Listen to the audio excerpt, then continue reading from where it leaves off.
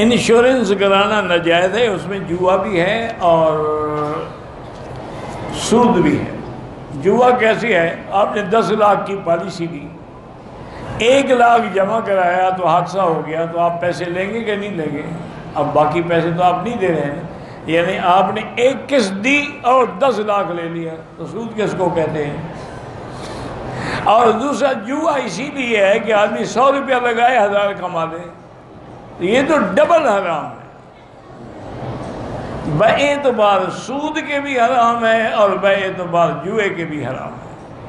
ایک ہے کہ ہم کسی ملک میں ہیں، قانون ان کا ہمیں مجبور کرتا ہے، پھر ہمیں گناہ نہیں ہو، پھر ہم مجبور ہوں۔ منہ بولی بہن سے نکاح ہو سکتا ہے جی؟ منہ بولنے سے کیا ہو جاتا ہے جناب؟ منہ بولنے سے کچھ نہیں ہوتا، بالکل ہو سکتا ہے، کیوں نہیں ہو سکتا؟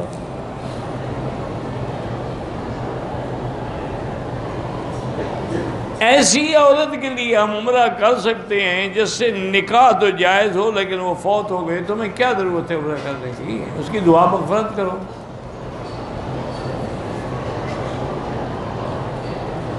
ہم نے سوال کے 6 روزے اکٹھے رکھے، کوئی حرج نہیں میرا بھائی، یہ مستحبات کا جھگڑا ہے۔ سود کی قسمیں بینک والوں سے پوچھے، مجھے کیا پتا سود کی کتنی قسمیں ہیں۔ بینک کی نوکری جو کرتے ہیں ان کے ہاں کھانا جائز ہے، بالکل جائز ہے، ان کی تنخواہ تو حلال ہے نا۔ زکوٰۃ کے مال میں شادی کی رسمیں کرنا بالکل حرام ہے۔ ہاں آپ غریب لڑکی کو پیسے دے دیں زکوٰۃ کے، وہ اپنے لیے کپڑے خریدے، کچھ کرے، جہیز بنائے، بغیر حساب کے زکوٰۃ نہیں ہوتی۔ جب اللہ نے حساب رکھا ہے کہ 2.5%، پھر حساب تو لگانا پڑے گا۔ ہاں پھر زیادہ دے دیا،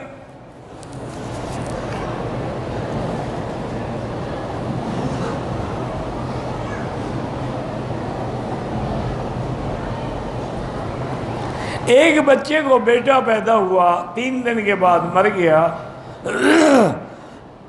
اس کے ہاتھ میں ڈاکٹر نے ڈرپ کے بعد ٹیپ لگائی تھی، دفناتے وقت بس اس سے کوئی تھوڑا خون نکل آیا، کیا ہو گیا؟ خون نکل آیا، پھر اب مردے کو وضو کرانا تھا۔ عجیب بات، زندہ کرتے نہیں، مردے کے وضو کا مسئلہ پوچھ رہا۔